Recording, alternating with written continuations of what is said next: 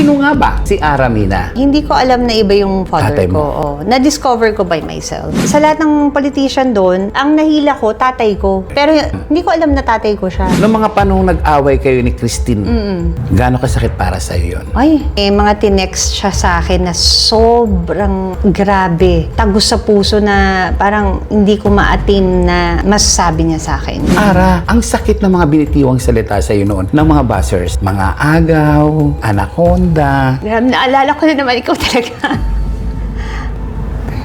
Na-bring up siya tuloy. Maraming mga chismis na ibinito sa'yo, nakadima-demanda. Pero wala ka pang idinidemandang reporter o vloggers. Mauubos yung oras mo dyan eh. Don't waste your time on negative things. May times na sabi ko, minsan napapagod ako maging mabait. Kasi parang inaabuso na ako. Parang ganun. Napapaisip ka, tama pa ba ito na mabait pa rin ako sa kanila? Kahit sobra ka na nasasaktan. Kung kaya mong mabuhay sa tundo, kaya mo ring mabuhay saan man sa mundo. Morley Alinio, ito ang Tundo. Yes! Magandang tanghali, hapon, umaga, madaling araw. Kung ano mang oras dumarating sa inyo ang vlog kong ito. Siyempre at this time, may bagong putahe tayo. Kung baga sa ulam, pinakamasarap ito. Napakalinamnam. Walang iba, siyempre, Aramina! Grabe yung potahe. Grabe yung energy mo. Walang Hello? energy. Wala bang energy? Walang energy.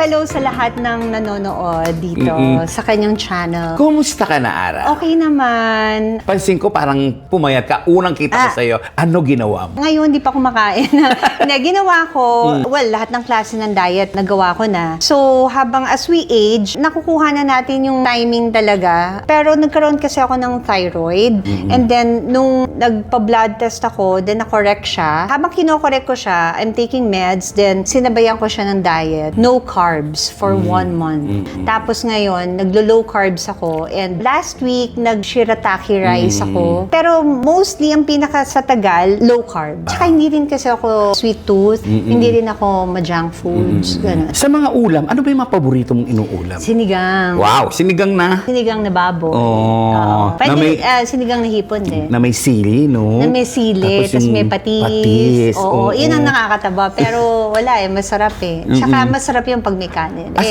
Rice eater talaga ako.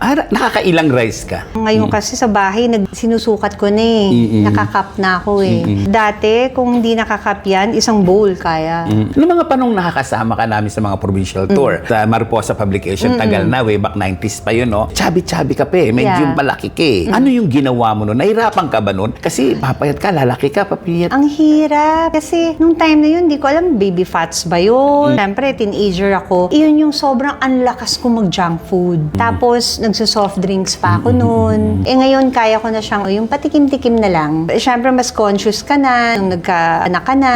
At lalo na ngayon, sa health natin, hindi lang basta sa figure, yung health, kailangan maging conscious ka. Ngayon ko lang po ito bubuksan sa inyo. Sa tuwing nagpo-provincial show, si Hazel o Aramina, hindi niya po tinatanong kung magkano ang talent fee. Noon! O bakit ganun ka noon? Ano? Wala kang pakialam sa talent fee. Pag sinabi mo sa kanya, oy, meron tayong provincial show. Pag okay siya, sige, halika. Bakit, Ara? Because I love what I'm doing. Kaya ako pumasok sa showbiz because gusto ko yung showbiz. Not really for the money. Sabi nga ng daddy ko, pag minsan nakikita ng pagod na pagod ako, kumakain naman tayong 3 beses sa isang araw. Bakit ka ba nag-showbiz?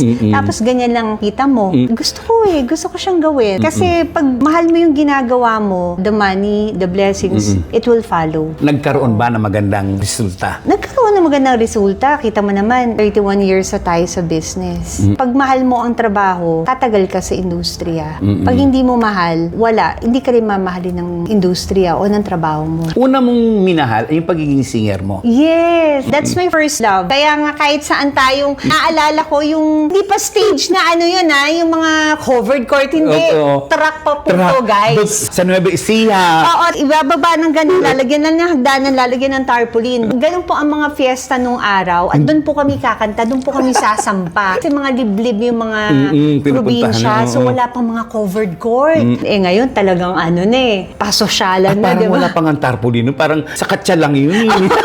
Sa katsa na may pintura. Kakali, Aramina, double R. Aramina. Pero pinagkakaguluhan ka ng mga tao. Siguro dahil kasi sa That's Entertainment, sikat ang That's Entertainment nung time na yun. So, napapanood nila ako kahit chubby-chubby ako, chubbilita. Kumusta na ang isang Aramina? Okay naman. I can say fulfilled as a woman, as a wife, as a mother, and sa career. Kumbaga, etong celebrate yung 30 years anniversary ko by going back to my first love, which is singing. Nabihira naman talaga ako makita ng mga tao na kumakanta on TV, on screen. Madalas sila ako mapanood, teleserye, movies. Maybe before yung mga ka-age natin, napapanood ako sa ASAP before, sa Sabado Live dati, yung show namin. Eto, balik tanaw dito sa concert na to, as in talagang marami akong kakantahin. Speaking of balik tanaw, balikan nga natin yung kabataan ni Ara sa Marikina. Sa Marikina. Oo, yeah, sa Marikina ka lumaki. Provident. Provident. Oo. Anong klaseng bata ka ba noon? Ikaw ba yung klase nakikipagpiko, nakikipaglaro? Yes. Kwentuhan mo kami ng iyong kabataan. Actually, tumira rin ako sa Santol. Magkatabi lang yan eh. Santolan, Pasig, Marikina. Tumira kasi ako sa lola ko siguro mga 4 years. Nagpapatintero ako sa labas ng village. Tapos sa Santolan, nakikipaglaro ako sa mga pinsan ko ng trumpo, ng text, tapos ng tumbang preso. Kasi gano'n naman ang laro nung araw eh. Body bending. Yes. Chinese garter, Oo. jackstone. Yun ang mga laro mo noon. Yun yung mga laro ko noon. Kaya medyo morena ako nung teenager ako. Ano yung kwento sa buhay mo ng paglalaro ng bata ka na hindi mo malilimutan? Meron ako naging service nung grade school. Yung tricycle, sabi ko doon sa, patry naman. Akong andar ng tricycle. Pag ganun ko, gumanon sa padero, halos bumalibag yung tricycle. Semplang ka? Semplang ako, tapos parang napaso ako dito nung makina. Oh, ang laki nun. Actually, andito pa, parang nag-lighten na nga siya. Ayan siya. Ayan Ay, yung mark. ito. Yeah. Ito, So, parang naging kamatis siya. Nakailang sebo de macho. Bagay ka rin pala ng Cebu de Macho. Oo. Usong-uso Cebu de Macho nun, ha? Ganun naman talaga nung araw. Talagang hindi naman tayo mag-gadget nung araw. Walang Ano? gadget. Walang gadget. Pero mas masaya ang buhay pagkabata mo. Masaya. Yeah. Marami kang kaibigan. Marami. Mga pinsan. Sa panahon naman na nag-aaral ka, saan ka nag-aaral? Nag-aral ako sa Elementary. Mary Noll. Miriam na siya ngayon. From kinder to grade 1. And then, nag-separate yung mom at daddy ko. Nalipat ako sa Santolan. So, nalipat ako sa Alice in Wonderland School. Grade 1 to grade 4. Tapos, kinuha na naman ako ng mommy ko. So, grade 5 to grade 6, sa Roosevelt ako. Tapos, first year high school sa St. Bridget School ako sa Aurora Boulevard. And then, bawal kasi ang artista doon. Dahil nung first year high school ako, yun yung pumasa ako sa DATS. Kailangan ko tapusin. So, lumipat ako sa Morning Jew Montessori. Doon ako nag-graduate ng Ang high dami school. mong alma mater. Ang dami. Saan ka atin ng reunion? Wala, hindi ko na ina-attendan yung mga grade school. Yung na lang, yung Morning Jew Montessori. Oo, Doon na kasi lang ako ang gulo, umate. dami mong eskwelahan. Oo nga eh. Ilang taong ka nang matutong humawak ng lipstick, eyebrow at mag-ayos ng mukha? Nung nag-dots lang ako, hindi talaga ako makikay. Mas makikay nga yung anak ko ngayon eh. Well, Ay, kamukha mo. medyo siguro nakikita sa akin dahil lalo na may cosmetic line ako. Makikita mo yung pouch niya. Puro Ara colors. Parang 8 years old, 7 years old, nag-aano na siya. Cheek tint, nag-lip gloss, ganon. So ako, late bloomer. Ara, marami kasi nagsasabi na napaka-suwerte mo. Oh, Napaka-palad salamat. mo. Napaka-blessed mong tao. Thank Pero bago you. natin pag-usapan yung mga blessings na dumating sa'yo, Marami ring sacrifices. Marami Marami siya. ring tears. marami kang iniyakan. Yes. Marami kang iskandalo, Marami ring intriga heartaches. na nangyari sa buhay mo. Oo. Ano yung isa sa pinakamatindi na nagbigay sama ng loob sa'yo, na iniiyakan mo, na nagpatibay sa'yo ngayon? Sa sobrang dami, hindi ko na maisip. Siguro, syempre nung bata ka, about your family, parang wish mo buo yung family mo, tapos dumating yung moment na na-discover mo you have a biological dad, hanggang sa hindi naging okay sa stepdad mo, 2 years kayong hindi nag-uusap, and then dumating din sa point na hindi naman alam ng tao na may mga struggles din ako sa mga kapatid ko, bawat isa sa mga kapatid ko. Well, ang alam lang naman ng tao yung kay Christine, 'di ba dumating sa point nag-away din kami, but now we're okay, we're good. Tapos sa brother ko, I have 2 brothers, hindi nila alam yon na naging sakit din sa ulo sa akin. Kaya siguro natagalan ako bago mag-asawa. Yung isang brother ko, medyo hindi naging okay yung life niya hanggang sa I need to do something na para tough love ang kailangan kong gawin. And I'm happy na dumating sa point na naging okay na rin siya. As in, kasi ang hirap maging ate. Pag panganay ka, parang gusto mo settled muna sila lahat before mag-settle down. Mahirap maging ate, marami kang pagdadaanan. Pero sino nga ba si Aramina? Aramina, sa kapakanan ng ating mga viewers and listeners, particular na yung mga millennials, yung mga bagong sibol ngayon. Kaya hindi na tayo kilala ngayon Hindi ng millennials. Siyempre nagtatanong sila, sino yung si Aramina? Although napapanood ka naman. Basta kilala ko noon. Kilala ka noon. Hanggang ngayon pa naman. Ara, ikaw ay lumaki sa lola.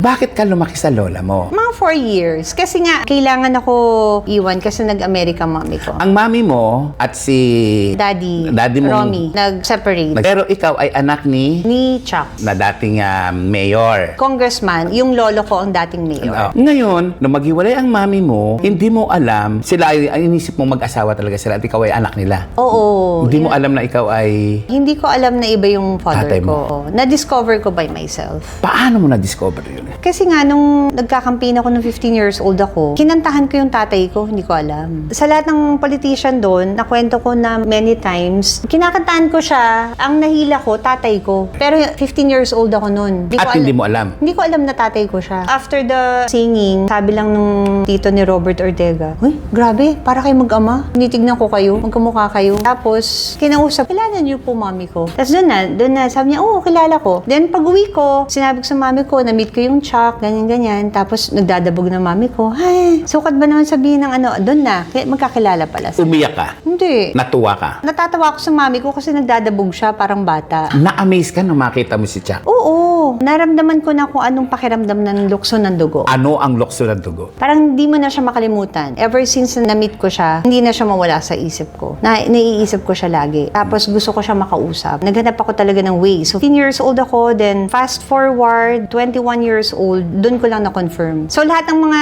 leading man ko, tinatanong ko, di ba, may kilala kayong politician? Yung mga ganon. So, naghahanap ako ng connection. Para Hindi ma-meet pumasok siya. sa isip mo na natanungin siya na ikaw ba ang tutukong tatay? Tinanong ko na sa kanya nung 21 years old. Pero nung 15, hindi mo... Hindi, kasi nasa campaign kami, parang awkward naman Parang hindi ko pa siya ganun kakilala. Na-curious lang ako na sabi magkamukha kami. So, tinanong ko kung kilala niya. Kasi nag-flashback sa akin nung 7 years old ako na nag-aaway sila ng mami at daddy ko na may naririnig akong Chuck. Anong pangalan ng mami mo? Francis. Francis. Marie. Noong ikiwento mo sa kanya yung insidente ng pagkikita ninyo ng tatay mo na si Chuck at sabi mo nga nagdadabog siya, nagagalit siya.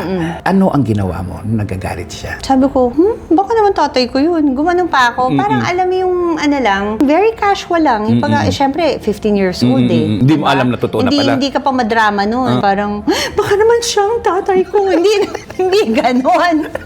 Parang nawiwirdoan ako sa mami ko. Ba't kaya ang galit to? Itinanong mo, bakit siya nagalit? Sabi niya, sukat ba naman sabihin ng daddy mo, yan na tatay mo? Sabi ko, baka naman siya tatay ko. Isa ka pa. Ugaling mo pa lang, Romeo na.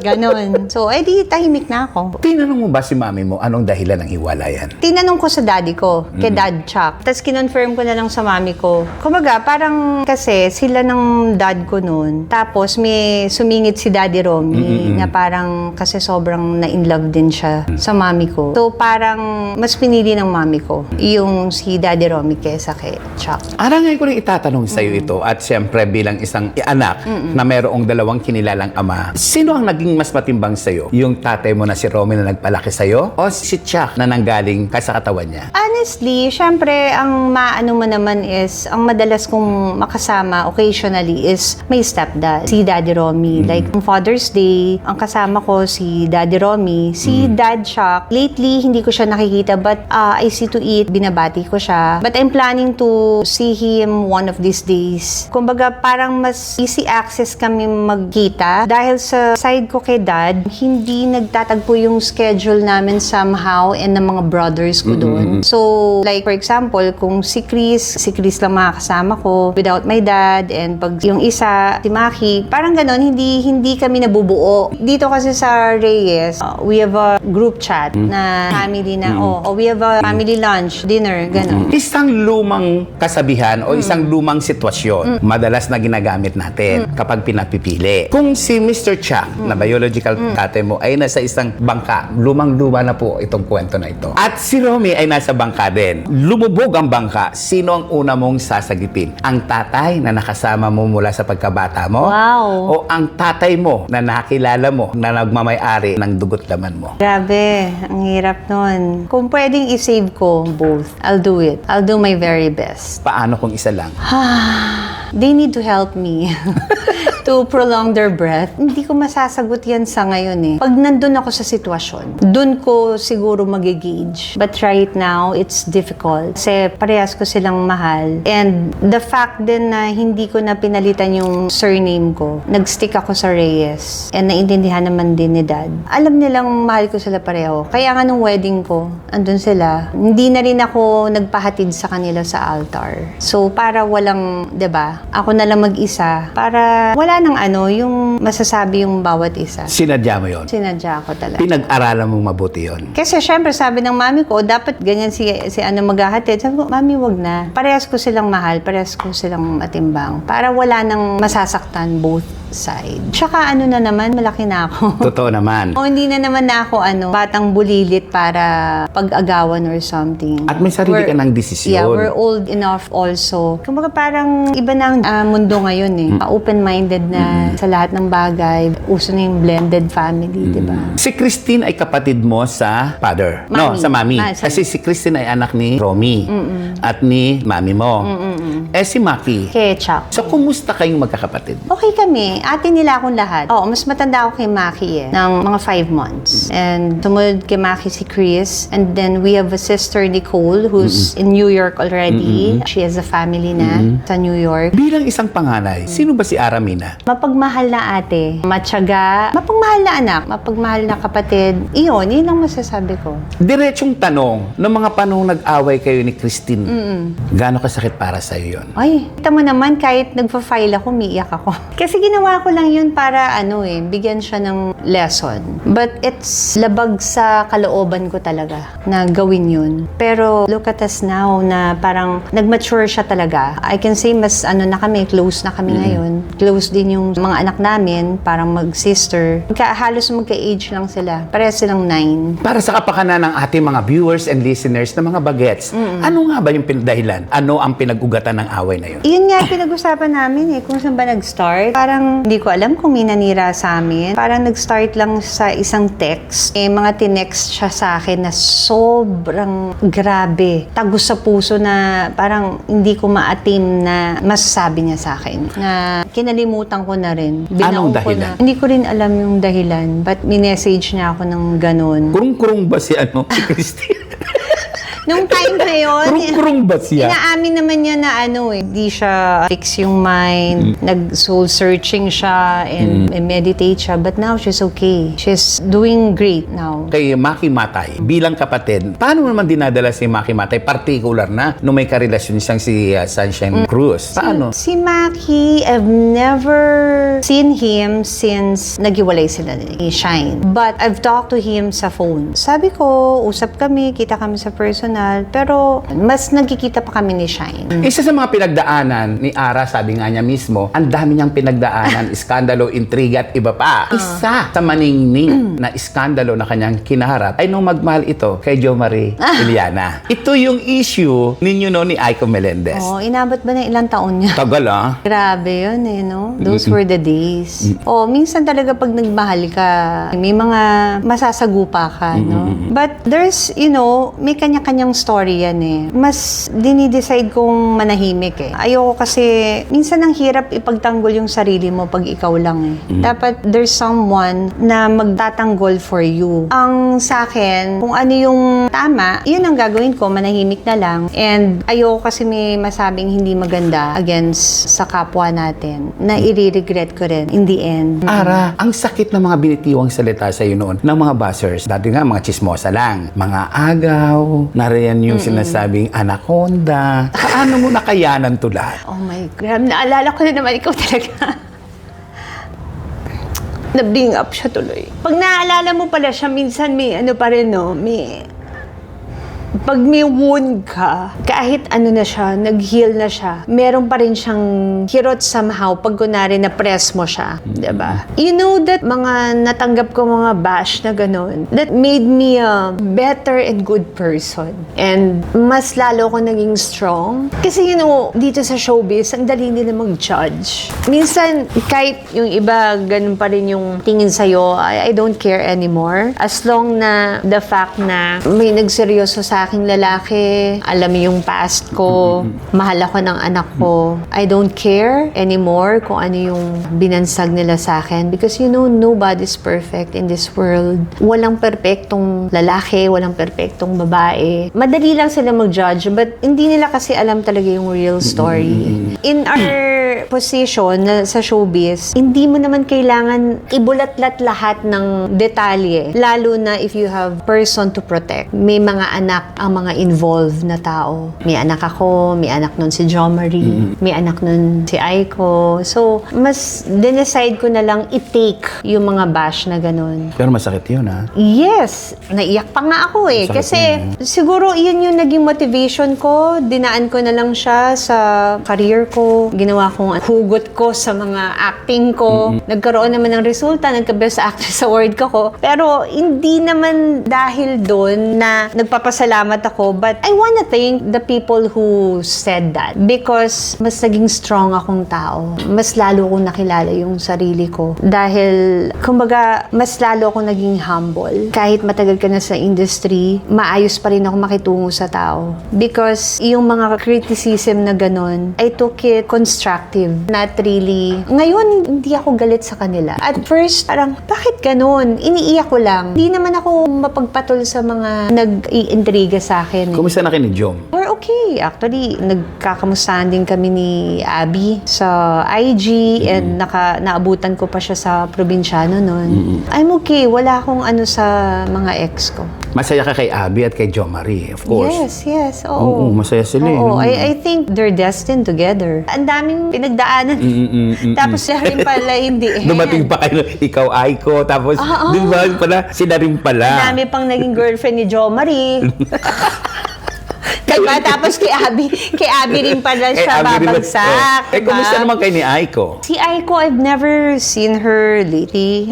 Kita namin okay naman. Nag-uusap naman kayo? No, wala namang chance na mag-usap. Nag-iiwasan? No rin.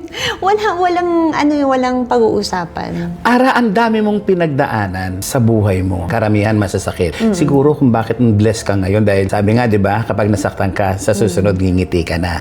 Di ba? Pero hindi agad ngiti ang ibinigay sa'yo. Pagkatapos mo maging masaya kay Patrick Meneses, anong sumunod na nangyari? Bakit nga ba nagkaroon ng iwalayan? Siguro, parang nangyari sa amin, it's falling out of love, I think. Ano, nagising na lang kayo na hindi nyo na sila gusto o what? Not really naman ako. It happened kasi after I gave birth. I guess more on sa guy, kay Patrick nun. Oo. Yun yung problema. Wala namang third party. Hindi naman ganun ang hiwalayan namin. Inalok ka ba ni Patrick ng kasal? Hindi. Pinag-usapan lang namin na baby muna tayo and then after that, then we'll get married. Nakapag-usap pa nga kami na kung sino yung mga kukuning ninong, ganun. So, meron ng mga plano ganon. Napapag-usapan lang. Anong nangyari? Aba, ewan ko.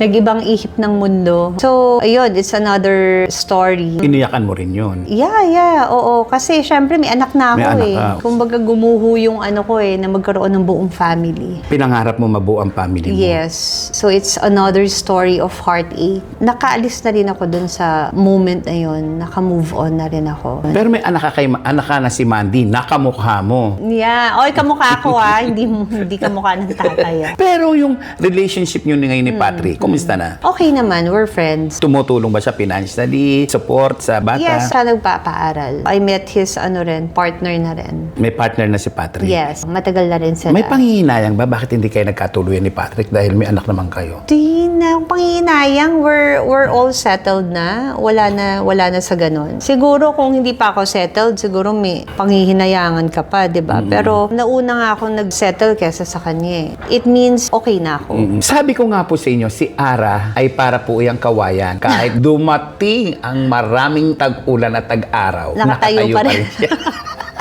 Meron ba bumabagsak na kawayan? Pag binuputol. Pag pinuputol, huwag niyo naman ang putulin. Ara, paano ka naging matibay na ganyan? Nang ganyan. Ibang-ibang Aramina ka. Nakaharap ko ngayon kaysa sa Aramina na Talaga? umiiyak noon. I guess dahil may anak na ako, ayoko na kasi ng nega sa buhay. Kung yun ang gusto nilang sabihin, okay, fine. But never nyo ako naringgan ng pangit na salita against anyone. Bakit nga ba? Ayoko. Hindi ako ganong klaseng tao. Maraming nasulat, maraming napanood, maraming mga chismis na ibinito sa'yo, nakadima-demanda. Pero mula noon, 1993, hanggang sa kasalukuyan, wala ka pang idinidemandang reporter o vloggers. Bakit, Ara? Wala naman dapat idemanda. Kahit Kumbaga, na nasasaktan ka na? Kahit below the belt na yung mga bira? Parang sa akin, di ko nga alam ba't ganun ako? Let them realize who I am. Because kung ano yung sasabi nila, I'm not that kind of person. So I'm just proving to them na I'm a good person. Hindi ako mag-aano dun sa kung ano yung sabihin mo, gagantihan kita. Di ba nga kung meron nga sa Bible, pag binato ka ng bato, batuhin mo ng tinapay. Ano para sa'yo ang salitang paghiganti? I don't go on revenge. Just be kind with them and just be productive on yourself. Be creative. Improve yourself lalo. Kasi pag tuunan mo ng pansin, magdemanda ka, mauubos yung oras mo dyan eh. Don't waste your time on negative things. Just waste your time on productive things that will hone you to be a better person and be stronger and para lalo kang lumago sa buhay mo, lumago yung pagkatao mo, gumanda ka lalo or alam mo yun, for improvement, 'di ba? Kasi wala ring mararating eh. And then, pag nagdemanda ka, nanalo ka, and then, masaya na ba? Andun pa rin naman yung damage eh. Andun pa rin yung hurt. Ilang beses ka nasaktan? Ilang beses ka na damaged? At ano ang ginagawa mo? Prayers. Paano ba magdasal ang isang Aramina? Lalo na sa panahon na kapag umiiyak ka na. Nako, Marley, pinapaiyak mo ako. Guide them. Parang cover them with your precious blood. Guide them and make them realize and give me more strength. And Lord, kayo na bahala. Because yung revenge, hindi sa akin. And I don't wish them bad luck or I don't wish them anything na hindi maganda. Actually, inaano ko pa sila, parang bless them. May times na, sabi ko, minsan napapagod ako maging mabait. Kasi parang inaabuso na ako. Parang ganun. Pero I still choose na maging mabait pa rin. Napapaisip ka, tama pa ba ito na mabait pa rin ako sa kanila? Kahit sobra ka na nasasaktan. So I just pray and close my eyes, heal my heart. Hindi kasi ako mapaghiganti talagang tao. So sabi ko, Lord, kayo na bahala sa akin. So yun lang. But honestly, sometimes naisip ko na napapagod ako maging mabait. Pero wala eh. Ganun talaga. Hindi ko kaya maging masamang tao o mag-revenge sa kapwa ko. Kapag napapagod ka na maging mabait ka, anong ginagawa mo? Umiiyak. Katulad dito, umiiyak. Pinapaiyak mo ako. Hindi mo tinatawag si Monday, yakapin? I don't wanna call her and show it to her na umiiyak ako. Bakit? Nasasaktan siya. At mas lalong masasaktan kapag nasasaktan ng anak Yes, because nakita na niya ako umiiyak. Nakita ko how hurt she is. Hindi ko kaya. Kaya better na closed door, ako lang. Minsan kasi, pag naiiyak ako, may times na yayakapin ko siya, pero papahirin ko lang yung luha ko para hindi niya makita. Pero makikita niya yung nose ko. Nagwo-worry siya. Iyakin ka ba talaga? O minsan lang kapag nasasaktan ka? Iyakin din ako. Dati naman, hindi naman ako, iyakin ba ako nung bata ako? Hindi naman masyado.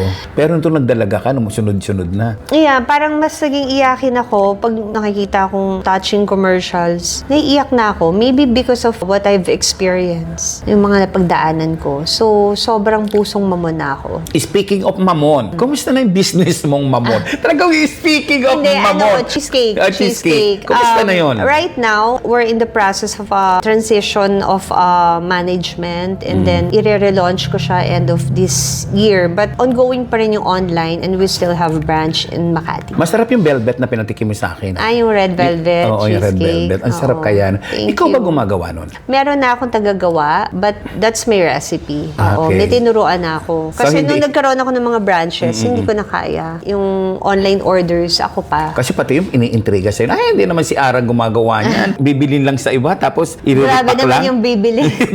Iriripak lang. Bakit naman ang daming intriga sa'yo, no? Gusto nila ganun, di ba? Eh, yun, tanong- Namaga nga yung kamay ko nun, kaka-frosting nun. Kasi if you're not real followers, hindi mo talaga malalaman yung totoo eh. So, ikaw ang gumagawa talaga nun. ako. Hindi niriripak lang yon. Ay, hindi. Grabe naman. Nilalagyan doon ng pangalang Aramina. Mga... Ay, sobra. Of course na. Nag-aral ako sa iScam. And alam naman sabihin ko pa kung ano mga ingredients na ginagamit ko, no? At least masaya naman ang usapan natin ngayon. Diba? O, ito si Morley, pinaiyak pa ako eh. At Pero, least tumatawa naman sila ngayon. kumbaga ano lang, totoo naman yun eh. Marami tayong napagdaanan. Hindi rin may iwasan na matanong yan. But at least nalaman niyo yung pakiramdam ko. Hindi naman sa iniiwasan. As much as possible, ayoko na kasi may anak na ako. Ilang taon na si Monday? 9? 9. And she's studying in a good school and private school. So, syempre ayokong alaskahin siya ng mga classmate niya, di ba? Kumusta na ang pagiging Mrs. Almarines? Okay naman. We're good and very hardworking yung husband ko. We just launched our new business, yung Pick Up. Ano yung pick-up na yun? Pick Up is a new ride-hailing app. A car ride-hailing app. So, pwede na kayo mag-book ng kotse. Yan, kung may pupuntahan kayo somewhere. You can download na the Pick Up. P-E-K-U-P. Anong klaseng asawa ka ba? Anong klaseng wife ka? Until now, I'm still adjusting as a wife. Kasi nasanay ako, very independent ako eh. Ano yung pag-a-adjust na yun? Tulad ng... Pag-a-adjust na I still need to consider that I have a husband. Every decision I will make. Kumbaga, hindi ako pwede mag-decide by my own. I need to talk to him. Also sharing my schedules. And tas nag-uusap kami kung saan kami makakasingit ng family day. Kasi nag-office siya every day. Kumbaga, pati yung pagde-date namin, scheduling. Ikaw ba yung klase ng asawa na kapag dumarating ang asawa, tatanggalan ng jacket? Yung ordinaryong wife ng mga Pilipina? Maasikaso naman Nagbibigyan ng ako. tsinelas, Oo. ganun. Paano asikaso ginagawa mo kay Dave? Depende sa mood ko. Depende sa mood ko. Pag pagod na pagod ako, minsan sipag na sipag ako. Meron din naman times na minamasahe ko pa yung face niya. Nilalagyan ko siya ng moisturizer. Niligpitin ko yung mga hinubad niya, yung mga ganon. Simple lang naman yun eh. Gusto niya, minsan ako magtitimpla ng coffee niya. Pag gising na ako, mas maaga kasi siya minsan gumigising sa akin pag wala akong maagang taping. Simple lang actually yung mga request niya. Pag magtabi kayo sa kama, sino mas malikot sa inyong dalawa? Siya, sobrang likot niya. Mga kachika, wait lang ha. May tatanong ako sa kanya. Sino ang kumakalabit kanino? Ako makalabi. Madalas. Minsan siya, minsan ako. Hindi naman kalabit na ganun. Hindi naman kalabit na ganun. Parang pelikula ko lang yan May movie akong kalabit di ba? Paano? Alam mo ba, siyempre mag-asawa, normal. Nangangailangan ng chorbanes. Kaya hug ko lang siya. Hug ko siya. Tapos, alam na. Tapos, amoy-amoy ko siya, ganun, amoy-amoy ko siya, tapos yun na, parang doon na. Ayun na yun. Oo. Pag wala si Dave sa bahay, ano namimiss mo sa kanya? Nakakamiss yung pagkalikot niya sa kama. Talagang malikot siya sa kama? Malikot, oo. Bilang isang asawa, gaano ka kontento at gaano ka kasaya? Happy ako kasi hindi ako binibigyan ng sakit ng ulo ng asawa ko. 'Di ba yung iba, hindi mo alam kung nasaan ang asawa mo. Ito, lagi siya nagre-report kung nasaan siya. Alam mo yung may peace of mind. Isa yun sa importante sa babae, 'di ba? Yung may peace of mind ka. And is very responsible as a husband and as a father kasi may daughter na rin siya. Anak, kailan kayo magkakaroon ng plano nyo na ba? Ayun nga. Busy pa kasi ako. Basta I'm giving myself until next year. May edad ka na rin naman, may edad na rin naman siya, hindi naman tayo bumabata. Yeah. Wala ka bang balak na sumailalim sa intro-vitro fertilization para... The last time I checked, okay pa daw ako. I have so many follicles. I need lang magpa-check ulit kung kamusta na ulit. Pero so far, wala pa naman sinasuggest ng OB ko na ganun. Wala ka bang balak magpa-freeze ng iyong egg cell para... Parang hindi na siguro kasi plano na naman din mag-baby next year. So, hindi na kailangan. Kung magkaka-baby ka, anong gusto mo? Babae, lalaki? Boy. Baby. Anong pangalan? Wala pa akong naiisip Nag-iisip pa lang, naghahanap pa lang. At dahil wala siyang naiisip ang pangalan, ay, pag-ibig. Ay, may concert ka. Oo, yes. Yun, sana panoorin niyo po ang All of Me. Arami ng All of Me. Itong concert na to, dedicated ko ko sa lahat ng mga nag-support sa akin through the years, through 30 years of my entire career. And sa mga hindi pa nakakapanood na kumakanta ko at sumasayaw, ito po yung chance para mapanood niyo po ko. I hope supportahan niyo po ko dito sa July 11, 8 p.m. Guest po dito si Ogie Alcacid, Martin Rivera, Brad Pitt, my sister Christine, and Mandy will sing also. And matatakal dito yung pinagdaanan ng career ko. Siyempre, may mga ilang teleserye tayong napili na maano dun sa concert. Kasi marami na tayong nagawang teleserye. Marami. At naging best actress ka. Oh, thank you. Saan ka nga naging best actress nun? Sa Ang Huling Birhen sa Lupa. Ayun yung pelikula yon. Oo. Tapos, isa pa. Tatlong best actress sa Ang Huling Mano Birhen, sa Mano po isa. Tapos meron tayong mga dekada awardee as actress and best single performance sa Magpakailanman. Career-wise, wala ka nang mahihiling pa. Wala naman na. Siguro meron lang din akong mga certain project na gustong gawin na siguro parang gusto ko pang humirit ng another pang acting award na hindi ko pa nagagawa na role. I hope makagawa pa ako ng isang pang acting and rom-com. And that's it. Sa huling tanong ko sa'yo, hindi question ang ibabato ko. Kung hindi, bibigyan kita ng pagkakataon na humiling sa Diyos. Ano ang hihilingin mo sa Panginoon? Good health lang for my entire family. My two dad, my mom, especially my mom, and my daughter, my husband, my brothers and sisters, and ako. Kasi alam ko marami pa akong misyon at marami pa akong kailangang tulungan. And more strength and more blessings para may pangtulong. Oo nga, no? Tumutulong ka, ang daming pinakakain, daming tinutulungan mo mga tao. Bakit Ara? Ewan ko, maawa eh. Pusong mamon niya eh. Maawain. Wala, ganun talaga eh. Minsan nga, yung para sa'yo na lang, bibigay mo pa eh. Ganun ka, no? Ay, nako, ang dami naming napag-usapan, ang dami naming nachika ngayong araw na ito. Kaya naman sulit na sulit ang ating pakikipagchikahan sa nag-iisang Araminaw. Thank you very much, Sarah. Thank you. Ayan po. Pinaiyak mo ko ng maraming beses. Sorry po. Okay lang. Maraming salamat po sa inyong pagtutok, panunood, at please subscribe po sa aking YouTube vlog, sa aking vlog na Morley Alinio, ito tundo. Harabira! Harabira! Dahil si Ara ang ating kasama. Ako po si Morley Alinio na nagsasabing kapag nabuhay ka sa tundo, Mabubuhay ka sa ang panigma ng mundo. yun na! Thank you! Kung kaya mong mabuhay sa tundo, kaya mo ring mabuhay saan man sa mundo. Morley Alinio. Ito ang Tundo.